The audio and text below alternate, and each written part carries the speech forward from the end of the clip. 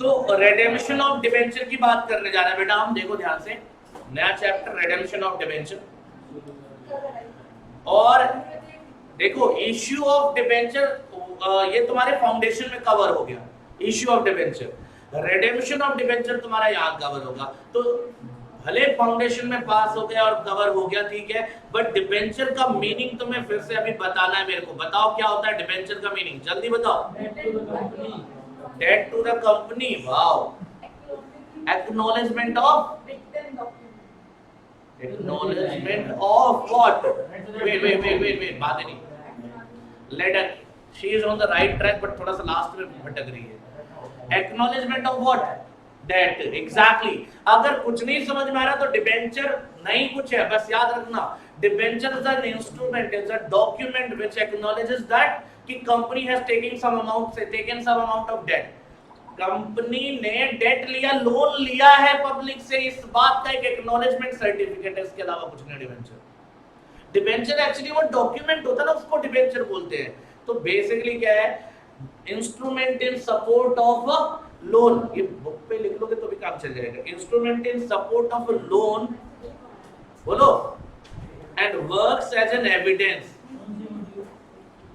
Module number 2 works as an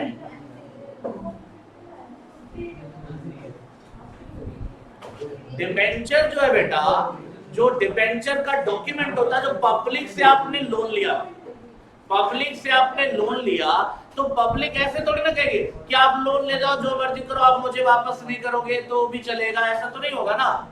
और जैसे बाकी इंस्टीट्यूशंस को पब्लिक पे भरोसा नहीं, लोन देते वक्त डॉक्यूमेंट सिक्योरिटी बहुत कुछ चाहिए, वैसे ही कंपनी जब लोन मांगती है पब्लिक से डिबेंचर के नाम से, तो कंपनी भी सिक्योरिटी के रूप में देती है कुछ ना कुछ। ये जो डॉक्यूमेंट है एक सिक्योरिटी है, रिटन कमिटमेंट है कंपनी का, एक रिटन एक्नॉलेजमेंट है कि मैंने तुमसे उधार लिया है। Debenture is nothing but just an acknowledgement कि कंपनी ने ये बात एक्सेप्ट करी है कि क्या किया है हमने, डेट यानी उधार लिया है, पब्लिक से लोन लिया है, ठीक है ना। और ये एक एविडेंस के रूप में काम करता है, बस इतनी बात जाननी है, इससे ज्यादा कुछ नहीं करने का आपको डिबेंचर के बारे में। अगर आपको बोले कि डिबेंचर क्या होता है, डिबेंचर के लिए बाकी जो मैक्सिमम नोट्स है आपने फाउंडेशन में नोट्स बनाए थे, तो एक बार रिकॉल कर लेना। अगर आपको लगता है डिबेंचर क्या होता है मैं भूल गया तो वो देख लेना। टाइप्स ऑफ डिबेंचर भी आपका फाउंडेशन में डिस्कशन हो चुका था, लेकिन फिर से बता देता हूं। टाइप्स में पहला बेसिस क्या है बेटा, सिक्योरिटी बेसिस। अगर आप सिक्योरिटी बेसिस पे डिबेंचर को डिफाइन करने जा रहे हो तो कितने डिबेंचर है, सिक्योर्ड या फिर अनसिक्योर्ड या नेगेटिव डिबेंचर। सिक्योर्ड डिबेंचर क्या होता है, ऐसे डिबेंचर जहां पे क्या हुआ है, कोई चार्ज क्रिएट किया गया है, कुछ ना कुछ गिरवी रखा गया है। अब वो दो तरीके से होगा, एक फिक्स चार्ज होगा, दूसरा फ्लोटिंग चार्ज होगा। आई डोंट थिंक ये भी लॉ में डिबेंचर आपने कवर कर लिया हो गया, फिर तो आपको क्लियरली पता होगा फ्लोटिंग चार्ज क्या होगा, फिक्स चार्ज क्या होगा, यहाँ इतना डिस्कशन करने की जरूरत नहीं है। फ्लोटिंग चार्ज और फिक्स चार्ज की बात कर रहा हूँ। जो सिक्योर्ड होता है, जो चार्ज होता है, सिक्योर्ड डिबेंचर जो होता है वो किसी न किसी अगर फिक्स चार्ज है तो किसी स्पेसिफिक एसेट, और फ्लोटिंग चार्ज है तो all the assets of the company, वो सिक्योर्ड रहता है। अनसिक्योर्ड में कोई सिक्योरिटी नहीं ली है, अनसिक्योर्ड डिबेंचर में कोई सिक्योरिटी नहीं है कंपनी से, मतलब कोई स्पेशल एसेट की सिक्योरिटी नहीं है या फ्लोटिंग चार्ज भी नहीं है, तो इसको अनसिक्योर्ड या नेगेटिव डिबेंचर बोलते हैं, ठीक है ना। जनरली कंपनी ये इश्यू नहीं करती, ज्यादातर तो फ्लोटिंग चार्ज वाला ही होता है। Convertible debenture, what is the meaning of convertible, जिसको कन्वर्ट किया जा सके, ठीक है ना। किसमें, शेयर्स में बोलो आप, ठीक है ना। The debenture holder who has right to get himself converted into number of shares, fixed amount of shares या जो भी हो, शेयर्स में कन्वर्ट करने का ऑप्शन हो, उसे कन्वर्टिबल बोलेंगे। और जिसको नहीं ऐसा ऑप्शन मिलेगा उसे क्या बोलेंगे। नेक्स्ट, परमानेंस के बेस पे रेडीमेबल और irredeemable. What is the redeemable debenture, redeemable preferential, clear है, वही रेडीमेबल डिबेंचर की भी डेफिनेशन होगी। टाइम पीरियड वैसा नहीं होता जैसा उसमें, डिफरेंट है। क्या कंपनी इररेडीमेबल डिबेंचर इश्यू कर सकती है, वो भी आपने पढ़ लिया होगा, नहीं है, ठीक है। हालांकि इनडायरेक्टली ऐसा घूम फिर कर बोलते हैं नहीं है, डायरेक्टली कोई ऐसा डायरेक्ट पॉइंट नहीं है, बट इनडायरेक्टली वो नहीं है, प्रोहिबिटेड है इररेडीमेबल डिबेंचर इश्यू करना। नेक्स्ट है नेगोशिएबिलिटी के बेस पे अगर बात की जाए तो क्या होगा, registered debenture and bearer debenture. What is registered बेटा? जिस डिबेंचर होल्डर का, जो डिबेंचर है ना, जिसके होल्डर का नाम डिबेंचर होल्डर के रजिस्टर में मेंशन है और उसी को ओनर ट्रीट किया जाएगा डिबेंचर का, उसको क्या बोलेंगे? Registered debenture. बियरर डिबेंचर मतलब जिसकी लाठी उसकी भैंस, है ना, you know. Document no, bill of exchange में रिस्की है, ऐसा नहीं होता। बिल ऑफ एक्सचेंज में डिपेंड करता, चेक के केस में पढ़ते हो ना, बियरर चेक और बाकी क्रॉस चेक और ये, ठीक है ना। तो बियरर चेक, अभी बियरर चेक जनरली क्यों इश्यू नहीं करते? जिसके पास वही पेमेंट ले जा सकता है। Document of title, you have studied document of title, sale of goods act. क्या होता है डॉक्यूमेंट ऑफ टाइटल? यही तो होता है, जिसकी लाठी उसकी भैंस। इफ यू वांट द भैंस यू मस्ट हैव लाठी, है ना। अगर भैंस चाहिए तो लाठी तुम्हारे पास होना चाहिए। That is the meaning of document of title and that is the meaning of bearer instrument as well. कोई भी बियरर इंस्ट्रूमेंट होता है ना बेटा, तो ओनर कोई भी वर्क नहीं पड़ता, जिसके पास इंस्ट्रूमेंट है ही has every right to claim the amount, ठीक है ना। जैसे रेलवे रिसिप्ट को बोलते हैं ना डॉक्यूमेंट ऑफ टाइटल है। अब रेलवे से कहीं गुड्स जा रहा है तो तुम्हारी शक्ल देख के गुड्स नहीं लेगा, उसको वो डॉक्यूमेंट रेलवे रिसिप्ट चाहिए। वो चोर भी लेकर जाए ना, उसको भी मिल जाएगा, है ना। चोर है, मान लो रास्ते में गिरा, मिल गया, वो पहुंच गया रेलवे स्टेशन और वहां से गुड्स निकाल के ले जाएगा। वो कभी भी उसकी क्रेडिबिलिटी पे चेक क्रॉस चेक नहीं करेंगे, कौन? जो सामने वाली डिपार्टमेंट है, ठीक है ना। उसकी जिम्मेदारी कुछ नहीं है, वो केवल डॉक्यूमेंट पहचानता है, डॉक्यूमेंट ऑफ टाइटल। वही बोला ना, जिसकी लाठी उसकी भैंस। भैंस का असली मालिक कौन है? कोई दिक्कत नहीं, जिसके पास लाठी है दे दो उसी का। तो kind of that is the, ये मुहावरे से आप इसको याद रख सकते हो। That is what? Bearer debenture. कोई भी इंस्ट्रूमेंट, डॉक्यूमेंट ऑफ टाइटल का बेस्ट एग्जांपल है ना। लिख के मत आ जाना एग्जाम में, है ना, कि अगर ऐसा कुछ होगा लिख के मत आना। कि जैसे बचपन में हमारे दादी नानी लोग बोलते थे ना, जिसकी लाठी उसकी भैंस, तो काइंड ऑफ ऐसा एग्जांपल नहीं लिखना। प्रायोरिटी बेसिस पे देखा जाए तो first mortgage debenture, second mortgage. Mortgage मतलब एक तरह से गिरवी ही होता है ना। फर्स्ट और सेकंड जो है वो प्रायोरिटी है, क्योंकि सेम एसेट्स के वजह से। एक बात बताओ, एक एग्जांपल समझो कि एक ही एसेट पे दो लोगों का राइट क्रिएट कर दिया, लेकिन जिसका राइट पहले उसका पहले पेमेंट होगा, दूसरे वाले का बाद में, तो प्रायोरिटी बेसिस पे होगा, यही है और कुछ नहीं, ठीक है ना। आपसे मुझे नहीं लगता इससे ऊपर कोई सवाल बनने वाला है, लेकिन अगर बन गया तो आपको पता होना चाहिए। इनफैक्ट ये फाउंडेशन का है, टाइप्स ऑफ डिबेंचर फाउंडेशन का, बट यहाँ मॉड्यूल में कवर कर लिया तो आपका सवाल बन सकता है। ऐसा मैं नहीं बोलूंगा बन नहीं सकता, बनता नहीं है जनरली, ठीक है ना। तो मेन मुद्दा हमारा क्या है सर? रिडेम्पशन ऑफ डिबेंचर का। और रिडेम्पशन ऑफ डिबेंचर के लिए कुछ मेथड्स, कुछ मोड्स है रिडेम्पशन के, जिसमें देखोगे 4 तो इसने कवर किया, 5वां मैं आपको एक्स्ट्रा पढ़ाऊंगा, ठीक है। अब क्यों पढ़ाऊंगा? मेरा मन कर रहा है पढ़ाने का। सिंकिंग फंड मेथड पढ़ लेंगे, क्या दिक्कत है? देखो मॉड्यूल में नहीं है, सिलेबस में तो है ना बेटा, रिडेम्पशन ऑफ डिबेंचर पूरा सिलेबस में। सिंकिंग फंड के बारे में क्वेश्चन अगर आ गया तो छोड़ के थोड़े ना आओगे, या आप ये कह दोगे कि नहीं आउट ऑफ द सिलेबस है या लिख के आ जाओगे। कुछ नहीं बेटा, आपको पढ़ना है। पुराने सिलेबसेस में रहा है, नए सिलेबस में बिना नोटिफिकेशन रिमूव किया गया है। पुराने सिलेबसेस में रिडेम्पशन ऑफ डिबेंचर जितना भी पढ़ा जाता था उसमें सिंकिंग फंड के क्वेश्चन भी थे, सब कुछ था। नए मॉड्यूल्स में जब इसको रिमूव किया गया तो इसके रिगार्डिंग कोई नोटिफिकेशन नहीं दिया गया है, ऑफिशियली कोई नोटिफिकेशन नहीं है। तो अब नए मॉड्यूल्स में गायब है, पता नहीं बेटा, मैंने ध्यान भी नहीं, मैं तो हर बैच में पढ़ाता हूँ, तुम्हें भी पढ़ाऊंगा, मैंने तो ध्यान भी नहीं दिया। वो बाद में किसी बच्चे सर ये तो मॉड्यूल में है ही नहीं, मैं क्वेश्चन दूंगा, मैं कराऊंगा, तो फिर मॉड्यूल में होना हो कोई फर्क नहीं पड़ता।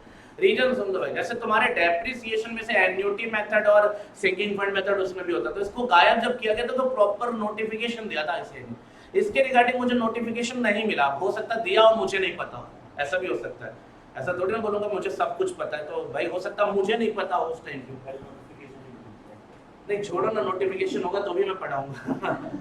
एक्चुअली ना ये मेथड में ना बहुत सी चीजें तुम्हारी हेल्प कर देंगी कैलकुलेशन के पॉइंट ऑफ व्यू से, अदर जगहों पे, अदर सब्जेक्ट्स में भी, ठीक है ना। तो इसको जानना चाहिए। मेरे हिसाब से सिंकिंग फंड यहाँ पढ़ना चाहिए, तुम्हारी जिंदगी में इंटर में पहुंचा है और सिंकिंग फंड के बारे में तुम्हें नहीं पता है तो फिर गड़बड़ है। कुछ तो पता होना चाहिए सिंकिंग फंड क्या होता है, कैसे पढ़ते हैं, क्या होता है, ठीक है। तो बात करेंगे इसकी। बाकी तुम्हें टोटल मिला के कितने मेथड सीख रहे हैं बेटा? 5 मेथड। पहला क्या है?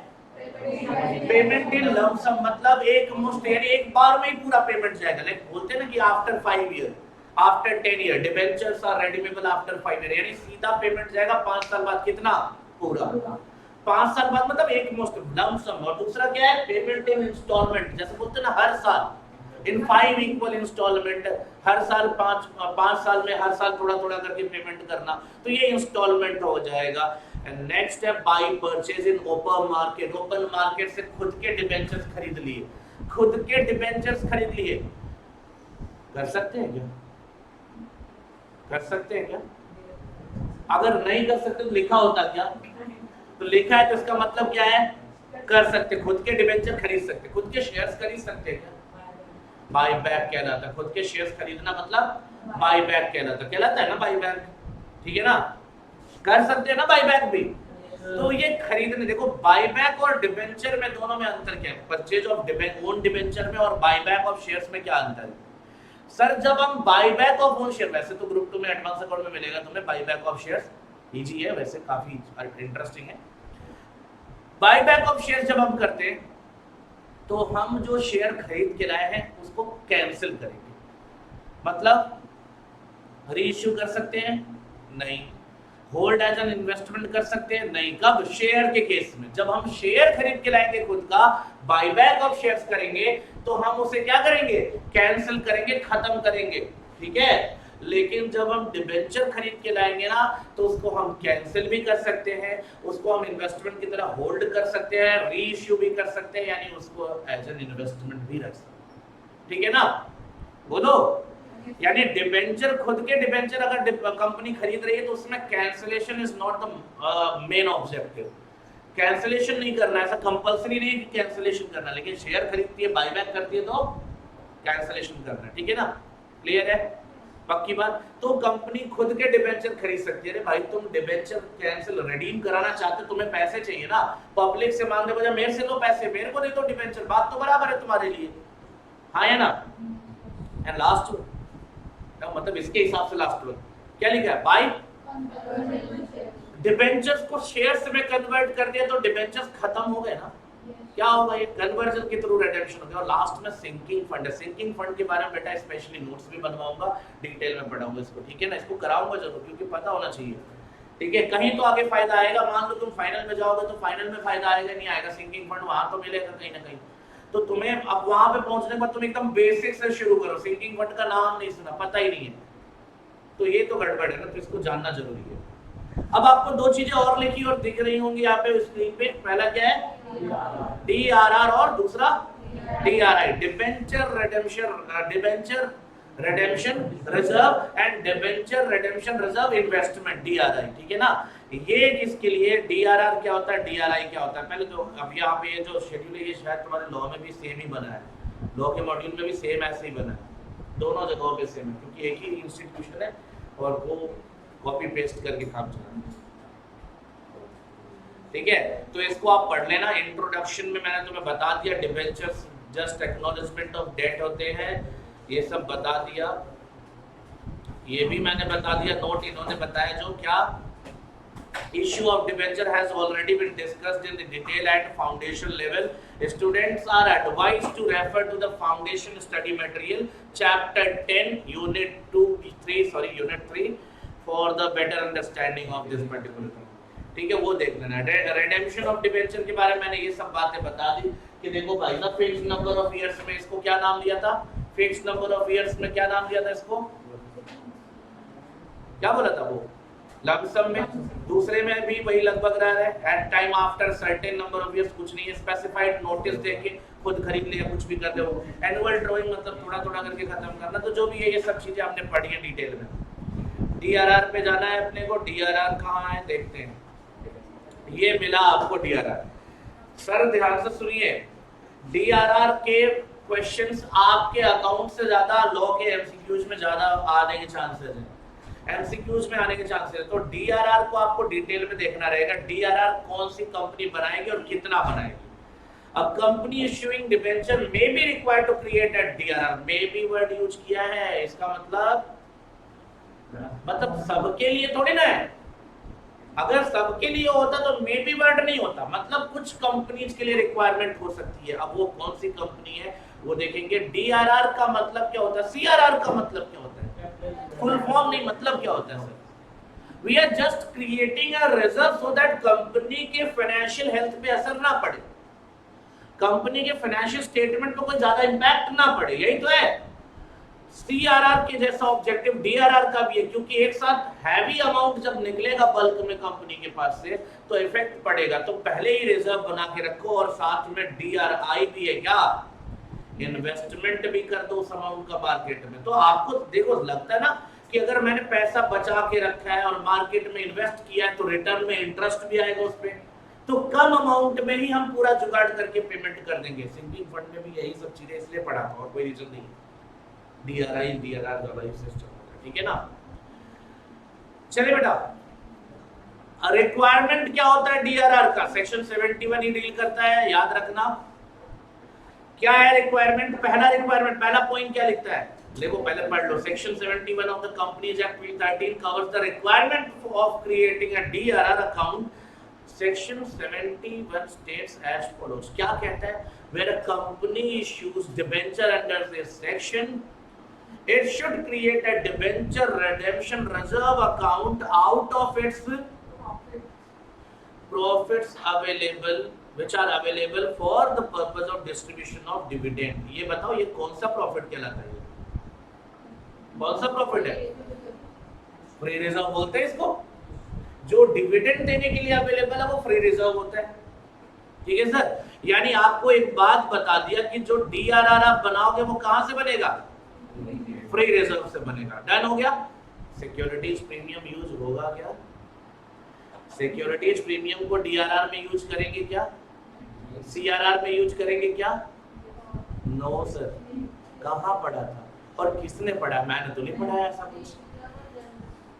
सिक्योरिटीज प्रीमियम का 5 रिस्ट्रिक्टेड यूज है, वो बोला मैंने, रट्टा मार के बैठो बेटा। जिंदगी में कहीं भी पूछा जाए तो एक बार एनालाइज करो, जवाब दो। कहीं भी सीआरआर डीआरआर का नाम नहीं है दोस्तों, याद रखना। सिक्योरिटीज प्रीमियम ना तो सीआरआर में जा सकता है ना तो डीआरआर में, वो 5 रिस्ट्रिक्टेड यूज है वहीं जाएगा, ठीक है। एवरी मनी जो की मिलता है तो यहाँ नहीं आएगा। और फ्री रिजर्व, यहाँ तो तुम्हें वैसे भी दिमाग लगाना है कि जब केवल फ्री रिजर्व वर्ड यूज किया है, वही तो फ्री रिजर्व ही तो बोल रहा है। तो फ्री रिजर्व में क्या सिक्योरिटीज प्रीमियम नहीं आते तो ये नहीं आएंगे। नेक्स्ट देखो बेटा, the amount credited to DRR should not be utilized by the company for any other purposes except aforesaid। क्या क्या करने के लिए बनाया था? रिडेम्पशन करने के लिए। किस चीज का? डिबेंचर का। तो जो कंपनी ने डीआरआर बनाया है वो डीआरआर यूज होगा कहां पे? रिडेम्पशन ऑफ डिबेंचर में। और कहीं यूज कर सकती है कंपनी? जी नहीं, बिल्कुल नहीं, कहीं और यूज नहीं हो सकता। I hope that is sure. Next, the company should pay interest and redeem the debenture in according. ये तो नॉर्मल बात हो गई ना भाई, इंटरेस्ट पे करते हैं डिबेंचर के ऊपर, बोलो। और जो डिबेंचर है वो टर्म्स के एंड कंडीशन के अकॉर्डिंग रिडीम करना कंपल्सरी है। हाँ सर बिल्कुल। Fourth point, where company fails to redeem debenture on the date of maturity और fails to pay interest on the debenture, क्या लिखा है बेटा? किसकी एंट्री हो गई? ट्रिब्यूनल। क्या होता है? नाम बताओ ट्रिब्यूनल का। NCLT। There is there any other tribunal as well? Appellate tribunal क्या होगा? LAT। NCLT का full form, what is the full form of NCLT? Company law tribunal. अरे हाँ, नेशनल कंपनी लॉ ट्रिब्यूनल। और जो अगर ट्रिब्यूनल से तुम सेटिस्फाई नहीं हो तो कहां जाओगे? NCLAT, appellate tribunal, national company law appellate tribunal. अरे तुम्हें लोअर कोर्ट ने पनिशमेंट दी, इसको बोला 6 साल की सजा होगी। अब इसको मजा नहीं आया सजा में, इसको लगता है ऐसे कैसे होगा। मैं तुम्हारी बात से एग्री नहीं करता तो क्या करेगा? जज को गोली मार देगा सीधा सीधा। हाँ, उसके बाद हाई कोर्ट में जाएगा, वहां नहीं सेटिस्फाई हुआ तो देखो, लोअर कोर्ट की जगह NCLT होता है और हाई कोर्ट की जगह NCLAT होता है और सुप्रीम कोर्ट की जगह सुप्रीम कोर्ट ही रहेगा, उसकी जगह कोई नहीं ले सकता, ठीक है ना, उसकी जगह नहीं होगा। इनफैक्ट अगर आपको ट्रिब्यूनल का डिसीजन नहीं पसंद है, आप डायरेक्ट हाई कोर्ट में, एपिलेट ट्रिब्यूनल का नहीं पसंद है, डायरेक्ट हाई कोर्ट में भी जा सकते हैं। मतलब कोर्ट भी है उस काम के लिए। ट्रिब्यूनल किस लिए बनाया जाता है? Just to set off the specific matter. जल्दी हो जाएगा ना फिर, बोलो भाई, इससे जल्दी निपटारा हो जाएगा ना, यही चीज है। ठीक है ना। So that is the meaning here. Tribunal के पास जाए, मे ऑन एप्लीकेशन ऑफ एनी और all the holders of debenture और डिबेंचर्स ट्रस्टी आफ्टर हियरिंग, मतलब सब कुछ फालतू चीज सुनने के बाद क्या कर देगा, इनको रिडीम कर देगा, ऑर्डर पास कर देगा, इंटरेस्ट ऑब्वियसली उसमें पेनल्टी के साथ चला जाएगा, थोड़ा बहुत तो होगा, ठीक है ना। डीआरआर का जो भी बैलेंस है वो खत्म कर दिया जाएगा। अच्छा, डीआरआर क्रिएट कहां से होगा, फ्री रिजर्व से, खत्म होगा तो कहां जाएगा, फ्री रिजर्व में, बात खत्म। वही बात है, जहां से आए थे वहीं खत्म हो जाओगे जाके, वही है, ठीक है ना। बाकी डीआरआई पे मैं बाद में बात करूंगा, डीआरआई पे मैं क्वेश्चन के साथ बात करूंगा। अब जो मेन कंटेंट है आज की क्लास का, जिसकी वजह से नेक्स्ट क्लास का प्रैक्टिकल क्वेश्चन आपका इजीली आपको समझ में आएगा, वो है डीआरआर। देखो इसका कोई खास इंपैक्ट नहीं है प्रैक्टिकल, बट मेन कंटेंट है आज की क्लास का। इसके ऊपर आपके क्वेश्चंस एमसीक्यू फॉर्म में अगर लॉ में बनने हो तो काफी अच्छे क्वेश्चन बनाए जा सकते हैं, क्योंकि इसमें बड़ा दिक्कत होता है। अब ये चार्ट पढ़ने के बाद ना आपको बड़ा कॉम्प्लिकेशन होगा, किस पे बनेगा नहीं बनेगा, लेकिन लेट मी टेल यू, अभी 5 मिनट दो, 5 मिनट में तुम्हें एकदम इजीली समझ में आ जाएगा किस पे होगा किस पे नहीं होगा। देखो ध्यान से, नहीं कल क्यों करेंगे, कल तो लॉ पढ़ना, फिर उसमें कर लेना, कोई दिक्कत नहीं। आगे देखो कौन कौन डीआरआर बनाने के लिए कंपल्सरी है, जस्ट रिमेंबर, एकदम याद हो जाएगा बेटा, अभी याद होगा, नहीं याद होगा तो बताना मेरे को। ऑल इंडिया फाइनेंशियल इंस्टीट्यूशंस, आई5, ऑल इंडिया फाइनेंशियल इंस्टीट्यूशन, ठीक है ना, रेगुलेटेड बाय आरबीआई। ऑब्वियसली जितने फाइनेंशियल इंस्टीट्यूशंस होते हैं वो दो कैटेगरी में होते हैं, जैसे एनबीएफसी बोलते हैं जिसको, अच्छा एक छोड़ो, एनबीएफसी पे नहीं जा रहा, एनबीएफसी भी बाद में जाऊंगा। फाइनेंशियल इंस्टीट्यूशन जो लोन वोन देने का काम करते हैं उनको रेगुलेट कौन करेगा, आरबीआई। अगर रेगुलेट करता है तो कुछ ऐसे भी होते हैं जो बहुत लो लेवल पे होते हैं, उनको आरबीआई के रेगुलेशन में जाने की जरूरत नहीं है, ठीक है ना। तो जिनको आरबीआई रेगुलेट करता है और उसके साथ साथ कौन, इनको कौन रेगुलेट करता है, आरबीआई। पब्लिक और प्राइवेट, देखो इनके लिए डिबेंचर, अच्छा डिबेंचर इश्यू करने के कितने तरीके सर, नहीं इश्यू करने के बेटा, अरे कोई दो कंपनी होती है, पब्लिक कंपनी प्राइवेट कंपनी। देखो जो भी है दोनों कंपनी में मिला के जो डिबेंचर इश्यू होते हैं वो दो तरीके, या तो पब्लिक को इश्यू किया या प्राइवेटली प्लेस किया है, मतलब मैंने डिसाइड किया इसको डिबेंचर देंगे, इसको देंगे, इसको देंगे, बाकी किसी को नहीं देंगे, ये प्राइवेटली प्लेस्ड हो गया। और पब्लिक इश्यू, पब्लिक को ऑफर कर दिया, जिसको चाहिए आओ पैसे लेके, कोई दिक्कत नहीं है ना।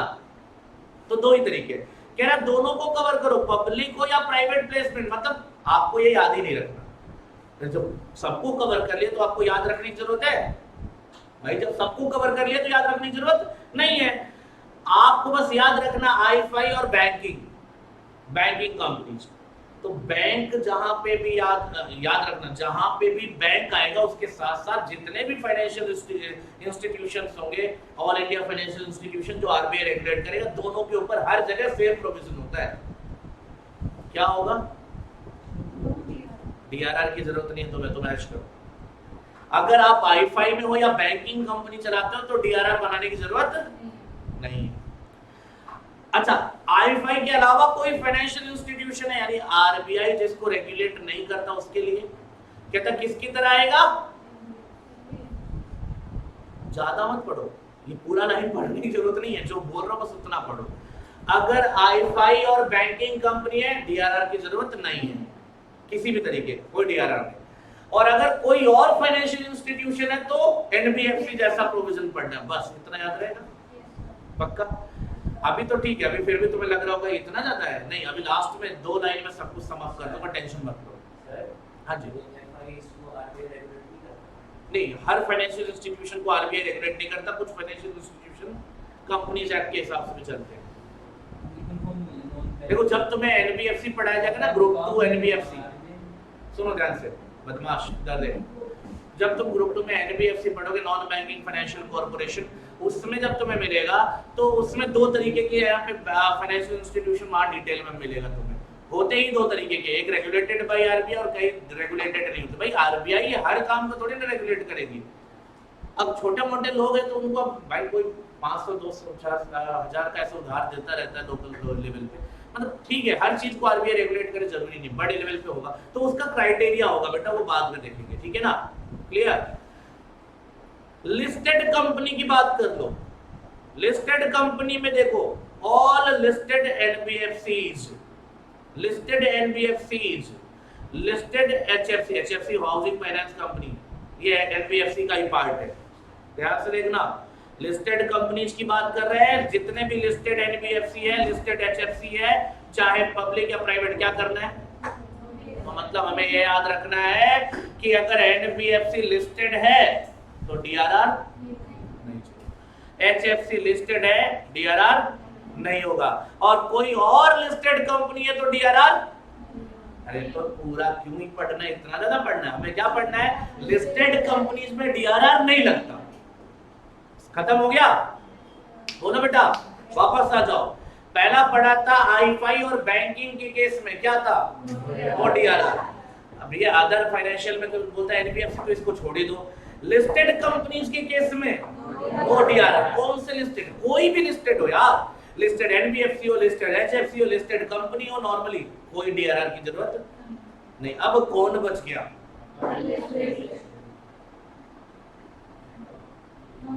And obviously other than I और बैंकिंग, क्योंकि लिस्टेड हो ना हो, आई और बैंकिंग लिस्टेड हो या लिस्टेड, मैंने पहले इनको एक्सक्लूड कर दिया, ध्यान से देख लो।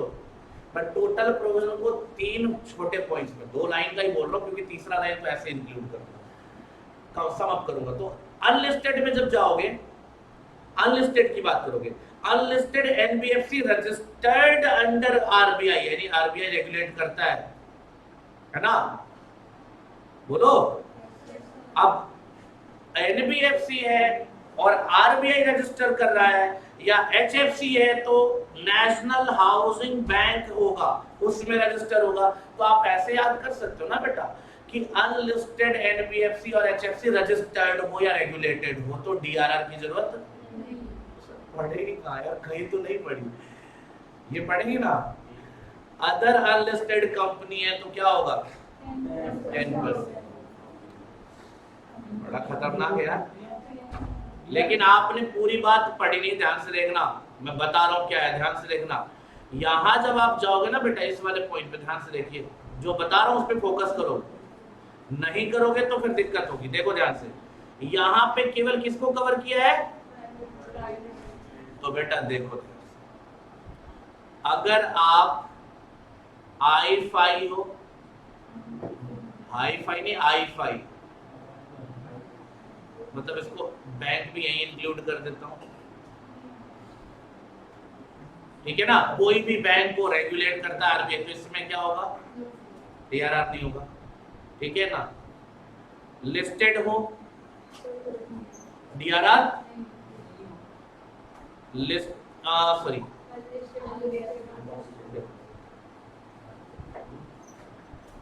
अनलिस्टेड, ध्यान से देखना, अनलिस्टेड हो, ध्यान से सुनना, रजिस्टर्ड या रेगुलेटेड हो, रजिस्टर्ड और रेगुलेटेड, डीआरआर नहीं होगा। क्लियर है? पक्का? यही तो लिखा था? बोलो। नहीं सर, ये नहीं लिखा था, यही गड़बड़ है, बस यहीं पे होगा। ध्यान से सुनिए, रजिस्टर्ड रजिस्टर्ड या रेगुलेटेड होगा। ध्यान से सुनना, 2 पार्ट बनेंगे इसके, ध्यान से सुनना बेटा। Private placement,